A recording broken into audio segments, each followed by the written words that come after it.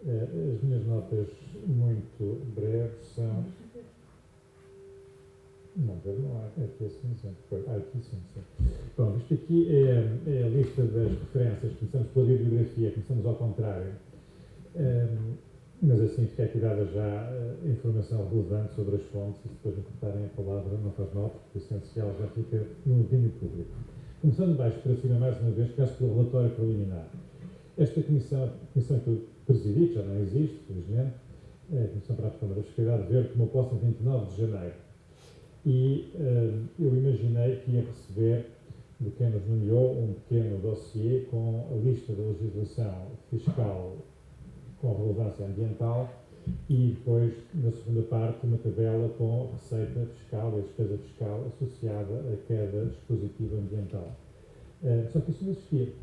Não foi por má vontade, é que não existia mesmo. Portanto, passámos 2 meses a fazer um exercício de recolha de informação e de validação da informação recebida.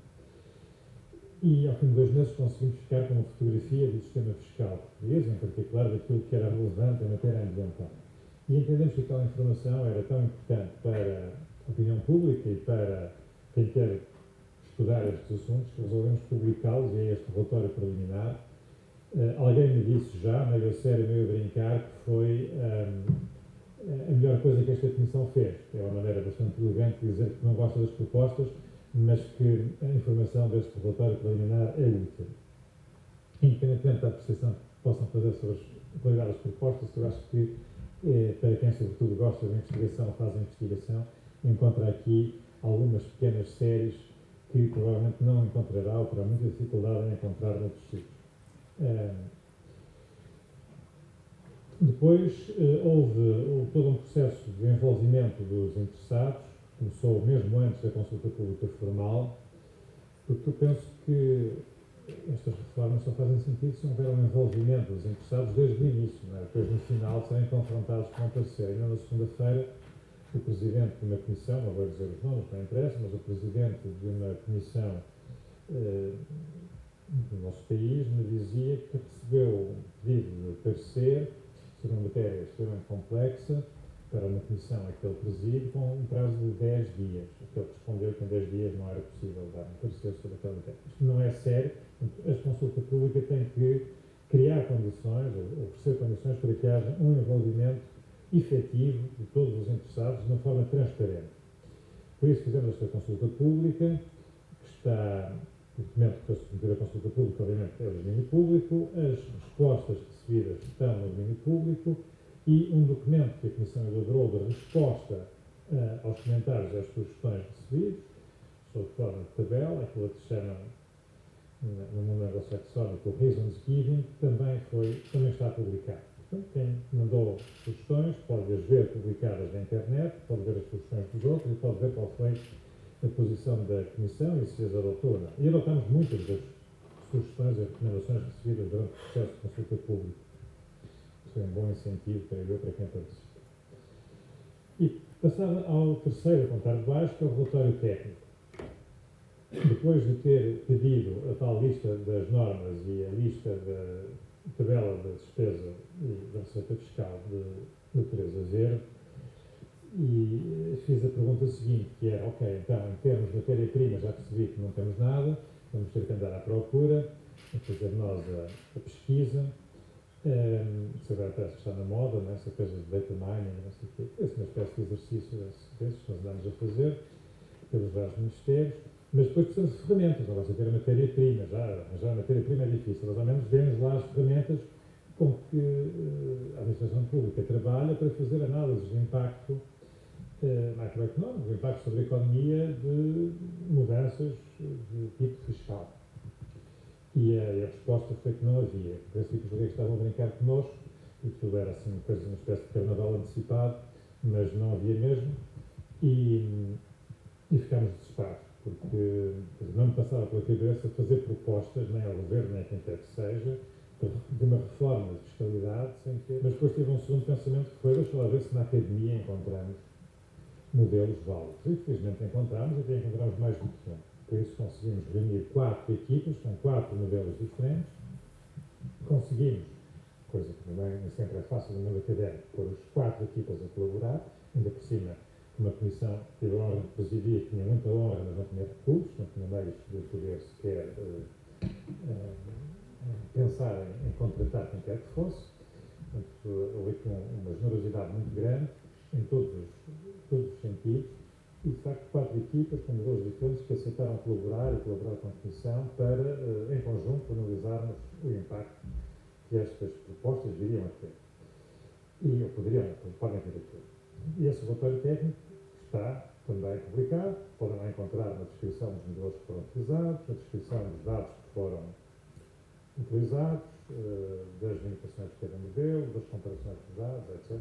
Tudo isso também está no domínio público.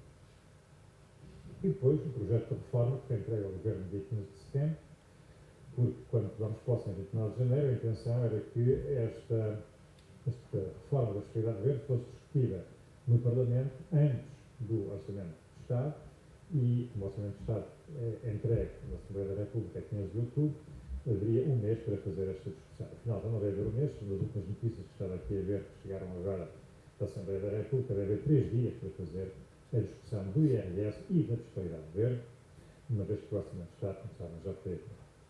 Bom,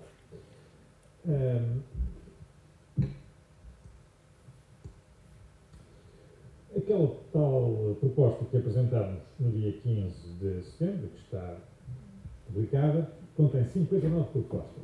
Estas propostas estão devidamente descritas, justificadas, e depois todas elas aparecem no anexo ao relatório, que é um projeto de lei que materializa juridicamente estas 59 propostas. Ou seja, se a Assembleia da República decidisse, num assunto de loucura, amanhã pegar no anexo deste documento, escrever 27 de novembro de 2014 e aprovar aquilo, no dia 1 de janeiro tínhamos uma reforma da fiscalidade verde em ação. Isso não vai acontecer, obviamente, até porque a proposta que o Governo submeteu à Assembleia da República é diferente, em alguns pontos, da proposta que a Comissão elaborou. Depois houve outras áreas onde entendemos que não tivemos tempo, ou não tínhamos informação suficiente para poder avançar já com o proposta, mas entendemos que são áreas que merecem consideração e que merecem ser elaboradas. São 25 recomendações específicas.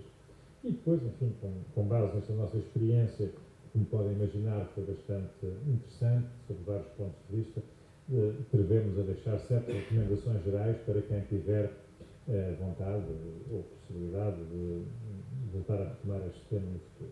As áreas cobertas estão aqui apresentadas, são várias, a energia e a biodiversidade, umas com mais intensidade, outras com menos intensidade.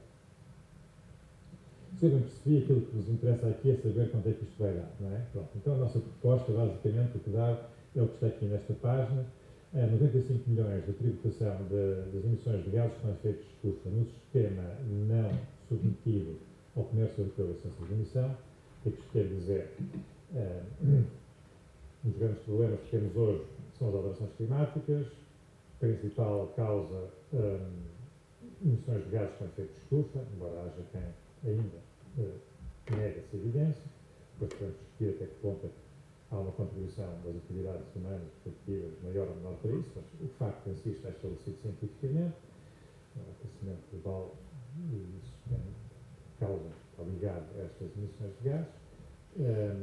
Há acordos internacionais, há um acordo na União Europeia que prevê que uma parte das instalações que produzem gases de estufa entram num sistema de comércio de licenças de emissão, portanto já estão a pagar um preço, e há outros que não entram nesse mecanismo de comércio, que são os tais chamados não-CEL.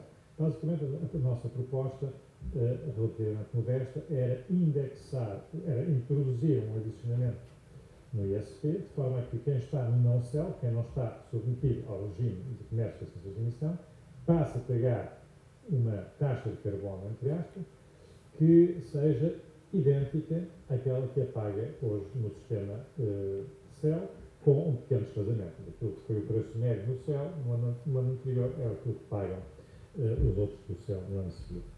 Atualmente, o preço do carbono neste mercado está na ordem dos 5 euros por tonelada de CO2, que é um sinal económico insuficiente para alterar comportamentos e, portanto, para conseguir ter um impacto significativo na redução das emissões.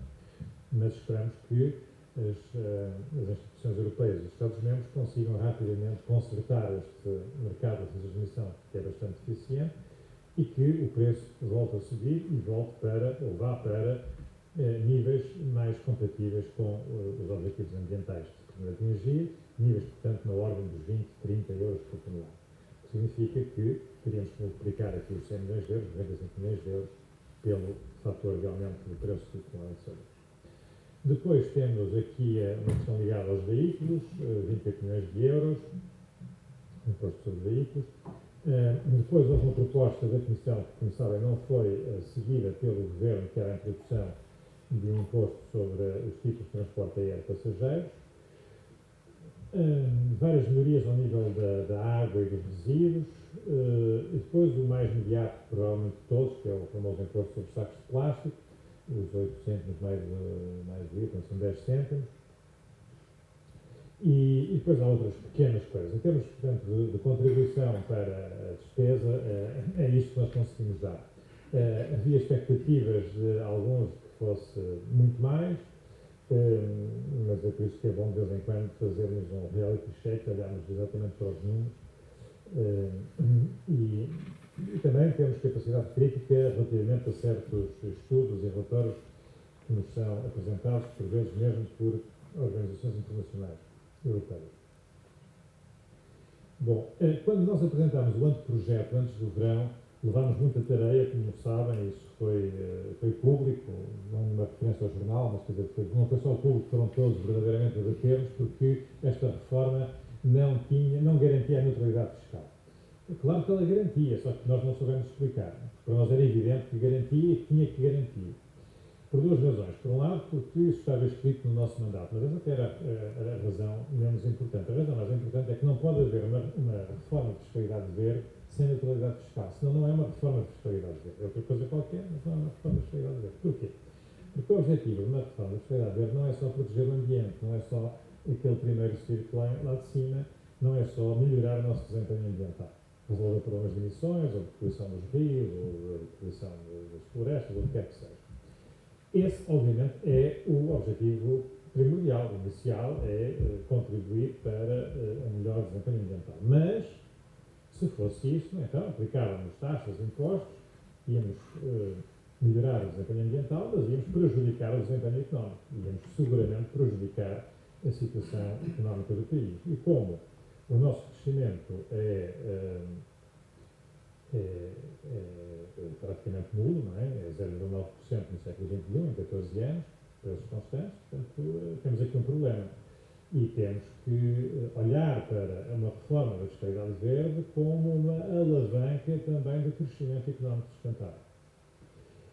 E isto é intuitivo para pessoas que andam nisto há muitos anos, mas nunca tinha sido verdadeiramente demonstrado em Portugal que era possível atingir este objetivo, com mais uma restrição, ou com mais um terceiro objetivo, se quiserem, para poder passar no filtro rigoroso do governo da Sra. Ministra das Finanças, ou qualquer Ministro das Finanças, que é, se fôssemos apresentar uma reforma de fiscalidade que tivesse um impacto negativo na dívida pública, de certeza que não passava de terreiro de passo, nunca chegaria a São Bento. Portanto, tem que contribuir, no mínimo não pode aumentar a despesa pública e, idealmente, deve contribuir também para a consolidação orçamental.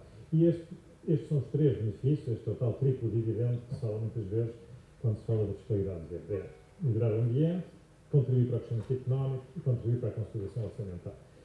E o que nós conseguimos fazer com muito esforço e com a colaboração de muitas pessoas foi demonstrar com os dados reais de Portugal, da situação ambiental portuguesa e da economia portuguesa, que é possível atingir este triplo objetivo. Agora, esta claramente é a boa notícia.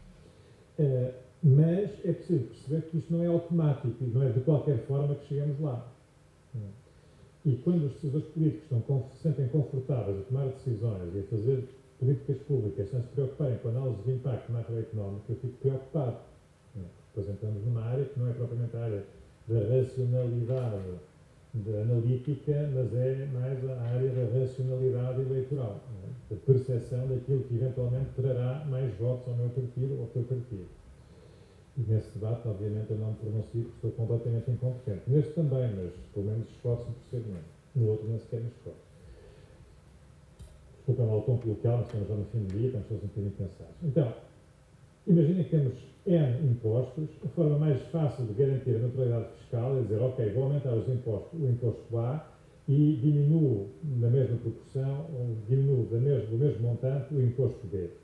Antes, aqui fica entre o A e o B, o C e o D não mexem e a carga de nível fiscal não se altera. Portanto, estou a garantir a neutralidade fiscal e estou a cumprir então o meu mandato. Perfeito. Não é bem assim porque nós podemos questionar a bondade de descer o B à custa do A. Podemos entender que vamos descer o C, ou que vamos descer o D, ou que vamos descer um bocadinho do B e um bocadinho do C, ou um bocadinho de todos eles. E então aqui de repente, rapidamente chegamos a uma questão que é esta, com base em qual critério de racionalidade, é que nós vamos decidir se é o B, o C ou o D. E foi com esse trabalho detetivo que nós andamos com as nossas 4 equipas de economistas a tentar descobrir qual era a melhor estratégia. Este é um ponto importante, é um alerta importante, que a neutralidade orçamental no curto prazo pode-se garantir facilmente, são umas contas fáceis de fazer, e é aquilo que normalmente se faz com as folhas de Excel lá por aquelas bandas, mas depois outra coisa muito diferente é ver o que é que acontece no meio e longo prazo. Então, esta tabela aqui, o que é que dá? Peço desculpa, são os únicos números que eu vos mostro, mas não se preocupem com as décimas nem com as centésimas, porque não é relevante. O exercício que nós fizemos foi o seguinte, foi observar 3 variáveis, as emissões de CO2, o PIB e o rastro de dívida pública sobre o PIB, no médio e longo prazo, e dissemos o seguinte, ok, vamos admitir que a receita fiscal adicional são 150 milhões de euros. E vamos estudar o que é que se passa nestas 3 variáveis com estes cenários de alocação simples, de reciclagem simples dos 150 milhões. Na primeira linha nem sequer há reciclagem. Sem reciclagem é 150 milhões de sacos de plástico de CO2 e tem direitinho para os sacos de Estado, não se pensa mais no assunto. Como podem ver, reduzimos as emissões de CO2, mal feito fora, mas o PIB desce, a dívida aumenta. Mal. Okay, já sabíamos que era mal. Então vamos ver agora as estratégias de reciclagem simples. E aqui temos fanáticos do IVA, fanáticos do IRS, fanáticos da TSU, fanáticos de tudo e mais alguma coisa. Mas vamos ver o que é que dá para pegar os 150 milhões e enfiá-los só numa destas gavetas. E como podem ver, nenhuma destas soluções, destas estratégias simples de reciclagem, nos garante o triplo dividendo. Umas dão melhores resultados numa coisa, outras noutras, mas nenhuma consegue ter este resultado que nós desejamos. É que a realidade é complexa e os sistemas são lineares, não é? Portanto, o que é preciso é pegarmos depois nestas possibilidades que nós temos, começar a estudar combinações de reduções e otimizarmos a nossa reciclagem, a nossa estratégia de reciclagem, chegarmos a um espaço de soluções possíveis. Não há uma solução só, não foi de fora, há um espaço de soluções possíveis, mas também há, fora desse espaço, soluções que não são impossíveis, mas que são soluções que nos afastam do ótimo, que não nos garantem o tipo de dividendos. Se quisermos ir por aí, podemos ir. Até podemos fazer uma aplicação sem reciclagem, mas agora temos que ter noção das consequências do que é que estamos a fazer ao país. Portanto, a proposta da Comissão foi esta, que é conhecida, é pegarmos 165 milhões de receita adicional, 50% de crédito fiscal em investimento, 25% para o IRS, 25% para a taxa social. Isto cria muitas reações negativas, obviamente. Nós justificamos na nossa proposta o porquê desta alocação. Como sabem, não foi essa a proposta que o Governo submeteu ao Parlamento. A tabela que eu mostrei antes mostra qual é o impacto de fazer a afetação a 100% à descida do IRS e não digo mais sobre isso. Concluindo, qual é a necessidade desta reforma? A reforma é necessária basicamente por 2 razões: para corrigir as ineficiências e as injustiças que existem no sistema fiscal atual relativamente à dimensão ambiental. Se nós tivéssemos o melhor dos mundos, não precisávamos de estar a fazer reformas. O problema é que a situação em que nós estamos está longe de estar otimizada e, portanto, a defesa do status quo é a defesa de interesses particulares, não temos dúvidas quanto a isso.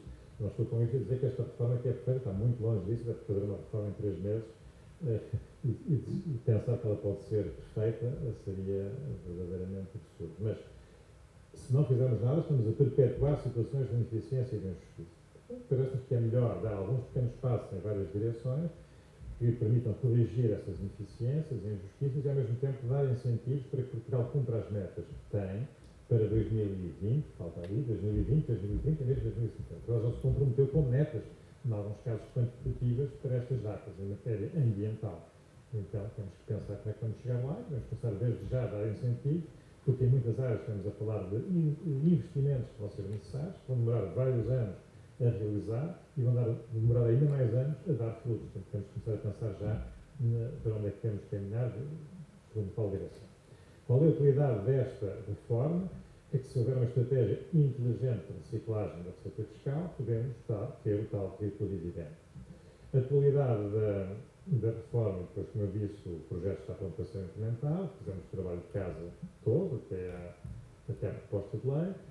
No futuro, seria útil aprofundar as recomendações que nós deixamos e pensar também, naturalmente, num esquema de monitorização da reforma que vier a ser implementada, que é para daqui a alguns anos, quando se quiser fazer uma avaliação da reforma e se pensar na reforma da reforma, termos informação e condições para poder fazer uma reforma da reforma um pouco mais inteligente do que esta reforma. Obrigado.